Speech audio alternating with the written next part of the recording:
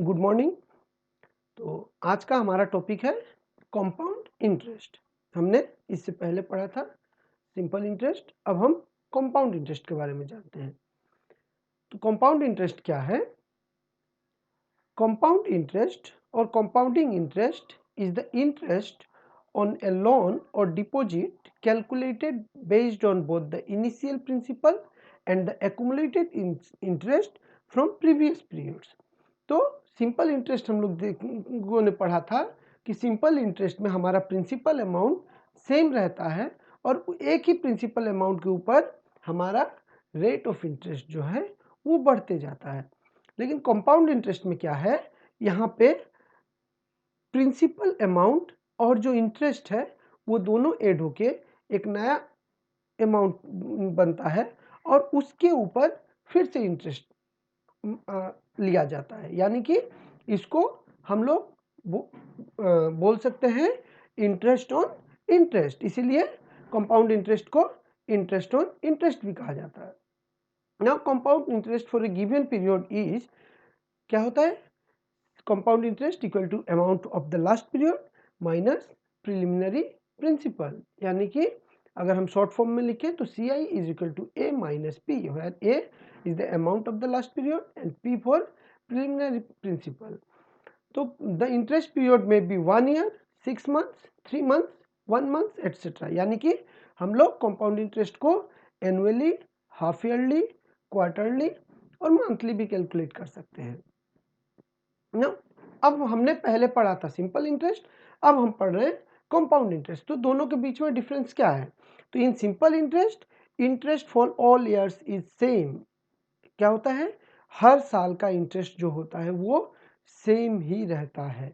लेकिन in compound interest, interest for all years is different. क्यों? क्योंकि हमारा प्रिंसिपल अमाउंट जो है वो हर साल पे क्या होता है, चेंज होते रहता है। जिस पे इंटरेस्ट काउंट किया जाता है वो हमारा ओरिजिनल प्रिंसिपल अमाउंट से एक साल बाद क्या होगा, एक साल बाद अगर हम प्रिंसिपल अमाउंट के साथ इंटरेस्ट जुड़ जाएगा तो इंटरेस्ट ऑन इंटरेस्ट, जो इंटरेस्ट है उसका भी इंटरेस्ट यहाँ पे निकाला जा रहा है। लेकिन फर्स्ट वाले केस में हमारा सिर्फ प्रिंसिपल का ही इंटरेस्ट निकाला जाता है।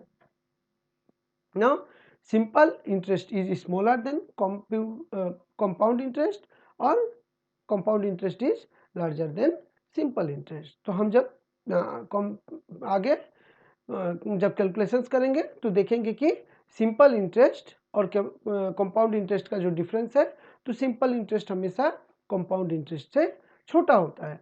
Now formula for simple interest is interest equal to P into R into T divided by 100। और यहाँ पे क्या हो जाता है, amount is equal to P into 1 plus are by 100 to the power n। यानी कि अगर कंपाउंड इंटरेस्ट की बात करें तो compound interest is equal to क्या हो जाएगा, यहाँ पे हम लोगों का compound interest equal to amount minus principal. Now interest is on principal amount only. जो हमने पहले बोला कि यहाँ पे सिर्फ प्रिंसिपल अमाउंट के ऊपर इंटरेस्ट लिया जाता है, लेकिन कंपाउंड इंटरेस्ट में क्या है, interest is on previous interest as well as the principal amount. तो अब हम फॉर्मूला की बात करते हैं कि when interest is compounded yearly, जब एनुअली इंटरेस्ट कैलकुलेट किया जाता है तो हमारा फॉर्मूला होता है A equal to P into 1 plus are by 100 to the power n। अगर वही हम लोग हाफ ईयरली इंटरेस्ट को कैलकुलेट कर रहे हैं तो हमारा फॉर्मूला बनता है A is equal to P into 1 plus are by 2 divided by 100 to the power 2n। तो यहाँ पे क्या हो रहा है, जब हाफ ईयरली हो जाएगा तो हाफ ईयरली यानी कि एक साल को 2 हिस्सों में बांटना, तो इसीलिए डिवाइडेड बाई 2 और यहाँ पे 2n हो जाएगा। सिमिलरली अगर हम कंपाउंडेड क्वार्टरली की बात करें तो क्वार्टरली यानी 4 हिस्सों में बांट दिया हमने, तो हमारा फॉर्मूला क्या हो जाएगा, A equal to P into 1 plus are by 4 by 100 to the power 4n। तो हमारा मंथली क्या होगा, हम इजीली समझ सकते हैं, A is equal to P into 1 plus are by 12 divided by 100 to the power 12n। मतलब हम अपना पहला फॉर्मूला अगर याद रखते हैं तो बाकी सारा फॉर्मूला हमें याद रखने की जरूरत नहीं है, हम ऐसे ही उसको याद कर सकते हैं कि अगर एनुअली है तो R अगर हाफ ईयरली है तो r/2 हो जाएगा, क्वार्टरली है तो r/4 हो जाएगा और मंथली है तो r/12 हो जाएगा। और जो पीरियड है वो क्या हो जाएगा, ईयरली के टाइम पे n, हाफ ईयरली के टाइम पे 2n, क्वार्टरली के टाइम पे 4n और मंथली के टाइम पे 12n। तो यहाँ पे जो नोटेशंस हमें बताते हैं where a is equal to amount, हमने पहले भी पढ़ा है, p principal, n number of years और r रेट ऑफ इंटरेस्ट। तो सिंपल इंटरेस्ट में भी यही नोटेशंस थे, तो हमारा दोनों का नोटेशंस सेम ही रहेगा। तो अब आगे बढ़ते हुए हम एक प्रॉब्लम को लेते हैं कि find the compound interest and amount of ₹40,000 at 5% per annum for 3 years. तो इसका हमें बोला है कंपाउंड इंटरेस्ट निकालने के लिए और अमाउंट निकालने के लिए at the rate of 5% for 3 years. तो अगर अब हमने पहले सिंपल इंटरेस्ट किया हुआ था, तो सिंपल इंटरेस्ट के नज़रिए से अगर हम देखें तो bye simple interest method first year हम इसको 3 साल को एक एक हिस्सों में बांट देते हैं, एक एक साल का ब्रेक करके हमें सिंपल इंटरेस्ट निकालते हैं। तो फर्स्ट ईयर का क्या होगा, जब हम फर्स्ट ईयर में हमारा प्रिंसिपल अमाउंट कितना है 40,000 और 40,000, तो फिर सिंपल इंटरेस्ट का फॉर्मूला जो है PNR डिवाइडेड बाई 100, तो 40,000 into P rate 5% rate of interest for 1 year is 2,000। तो हमारा अमाउंट क्या हो जाएगा 40,000 प्लस 2,000 इक्वल टू 42,000। अब ये अमाउंट जो है, अब हम जब इंटरेस्ट निकालने जाएंगे तो अब हम इसका इंटरेस्ट निकालेंगे 42,000 का, और ये 42,000 तो सेकेंड ईयर पे हमारा क्या होगा, प्रिंसिपल अमाउंट हो गया 42,000। तो सिंपल इंटरेस्ट क्या होगा, P हमारा प्रिंसिपल अमाउंट यहाँ पे 42,000 है, यानी 42,000 into rate of interest same रहेगा, और फॉर पीरियड ऑफ 1 ईयर, क्योंकि हमने 3 अलग अलग हिस्सों में 3 टुकड़ों में बांट दिया है अपने 3 साल को, डिवाइडेड बाई 100। तो हमारा रेट ऑफ जो इंटरेस्ट निकल रहा है वो होता है 2100। तो देयरफॉर हमारा अमाउंट क्या हो जाएगा 42,000 principal amount plus 2100 simple interest is equal to 42,000 plus 2100 equal to 44,100। तो अब हम फिर तीसरे साल पे जब जाएंगे तो तीसरे साल का क्या होता है 44,100 जो हमारा यहाँ पे अमाउंट हुआ वो अब हमारा इंटरेस्ट प्रिंसिपल हो जाएगा। तो 44,100 इंटू 5% यानी 5 इंटू 1 डिवाइडेड बाई 100 पहले की तरह, तो इसका हमारा निकल रहा है 2205। तो अब देखो हमारा इंटरेस्ट जो है फर्स्ट ईयर में कम था, सेकेंड ईयर में उससे बढ़ा, थर्ड ईयर में उससे बढ़ा, तो यहाँ पे इंटरेस्ट जो है वो बढ़ते जाता है, जो कि सिंपल इंटरेस्ट में तीनों साल का इंटरेस्ट सेम ही रहता है। तो देयरफॉर हमारा टोटल अमाउंट हो गया 44,100 प्लस 2205 इज इक्वल टू 46,305। तो ये हमारा कंपाउंड इंटरेस्ट हो गया। तो इस तरह से हम कंपाउंड इंटरेस्ट कैलकुलेट करते हैं। तो हमारा टोटल कंपाउंड इंटरेस्ट हो गया 6,305 और अमाउंट हो गया 46,305। तो therefore compound interest for 3 years is equal to 6,305 and compound interest और amount is equal to for 3 years 46,305। तो ये हमने 3 साल का था, इसीलिए इसको ब्रेक करके सिंपल इंटरेस्ट का फॉर्मूला यूज करके किया। तो ये इसमें क्या हो जाता है, हमें अब 3 साल का कंपाउंड इंटरेस्ट निकालना है और सिंपल इंटरेस्ट का मेथड यूज करके हम लोग निकाल रहे हैं, तो बार बार ब्रेक करके हमको निकालना होगा। तो इसीलिए अब अगर हम कंपाउंड इंटरेस्ट को यानी कि एनुअली एक निकालते हैं, सेम प्रॉब्लम को पकड़ते हैं, तो हमें यहाँ पे क्या है, P का वैल्यू 40,000, R 5% एंड 3 इयर्स। तो देयरफॉर कंपाउंड इंटरेस्ट का जो फॉर्मूला है A is equal to P into 1 plus R by 100 divide to the power n। तो हम वैल्यूज को पुट करते हैं, P 40,000, R 5% एंड 3 इयर्स। तो 1 प्लस 5 बाई 100, तो 5 बाई 100 यानी कि 1 बाई 20, तो 1 बाई 20 और यहाँ पे 1, तो 20 इंटू 1 20 प्लस 1 21 बाई 20 हो जाएगा टू द पावर 3 यानी। तो अब अगर हम इसको ब्रेक करें तो क्या होता है, हम यहाँ से सिंपली ब्रेक करें तो 20 इंटू 24 400, तो 400 यहाँ पे कैंसिल, फिर और एक जीरो कैंसिल होगा, तो यहाँ पे एक जीरो कैंसिल हो रहा है। तो हमारा 21 into 21 into 21 into 10 divided by 2 यानी इंटू 5, तो क्या होगा 63,305, ये होता है हमारा अमाउंट। तो देयरफॉर कंपाउंड इंटरेस्ट क्या हो जाएगा, amount for 3 years is 46,305 and compound interest is equal to amount minus principal equal to 6,305। तो क्या हो रहा है, हम इससे पहले सिंपल इंटरेस्ट को यूज करके निकाले तो भी रिजल्ट सेम आया, और कंपाउंड इंटरेस्ट को यूज करते हुए निकाल रहे हैं यहाँ पे तो भी रिजल्ट सेम आ रहा है। फर्क क्या हो रहा है, हम यहाँ पे इजीली निकाल सकते हैं, बट एक बात है, सिंपल इंटरेस्ट से कंपाउंड इंटरेस्ट थोड़ा टफ है, थोड़ा सा कॉम्प्लेक्स है, तो इसको हमें करते टाइम सावधानी बरतनी ज़्यादा पड़ती है, क्योंकि अगर थोड़ी सी भी गलती होती है तो हमारा रिजल्ट गलत हो सकता है।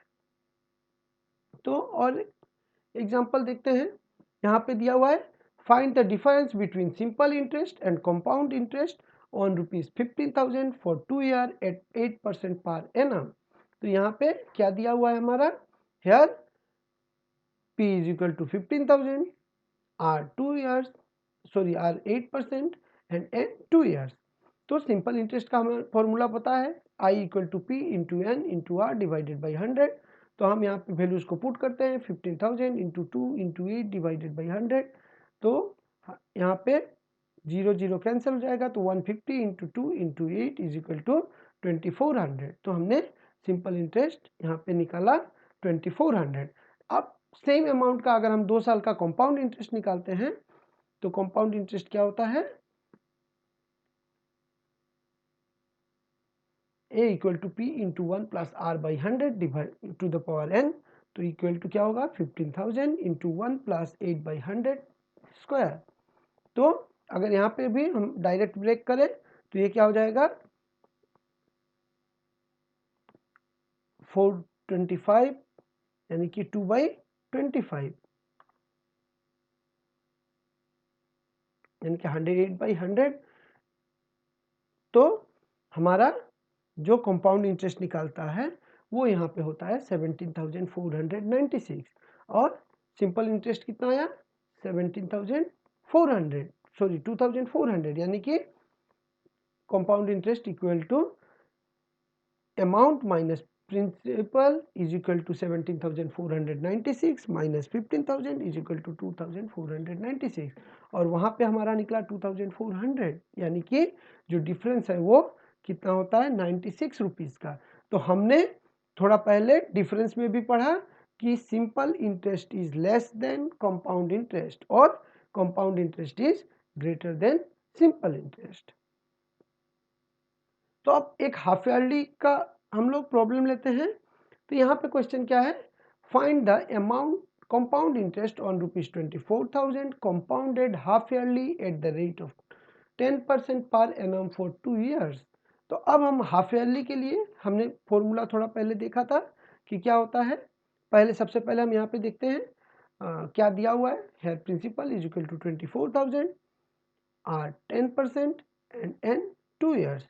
तो now when interest is compounded half yearly then A is equal to P into R by 2 by 100 to the power 2n। तो अब हम वैल्यूज को पुट करते हैं सिंपली। तो P का वैल्यू 24,000, R का value 10 by 2 divided by 100 to the power 2 into 2 n 2 years, तो 2 इंटू 2, तो क्या हो जाएगा 24,000 प्लस 10 by 2 मतलब 5 by 100 टू द पावर 4, यानी कि 5 इंटू बाई 100 यानी कि 1/20, तो 21/20 हो जाएगा।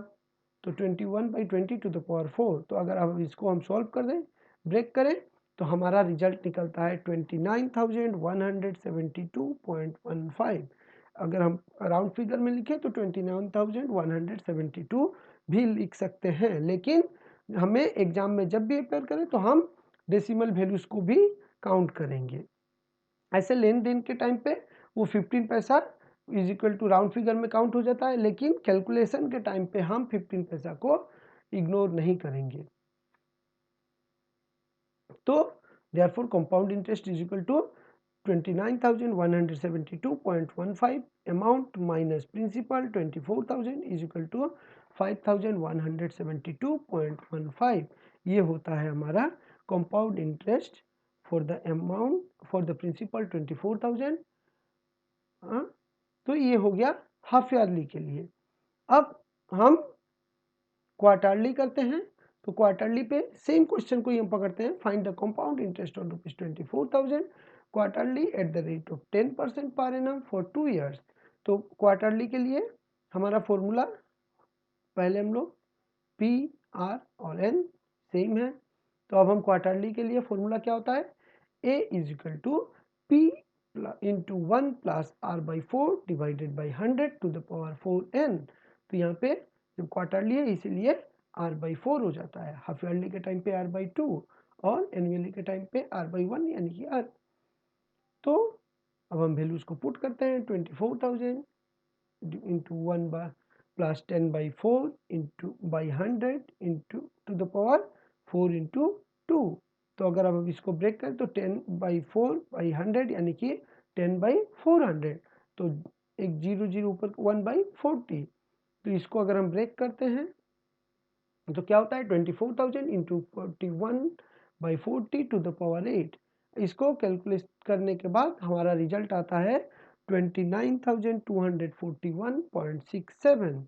यानी कि हम अगर इसको राउंड फिगर में लिखना चाहें तो हमारा वैल्यू हम 29,242 लिख सकते हैं, बट कैलकुलेशन के टाइम पे हमारा वैल्यू 29,241 ही हम लिखेंगे।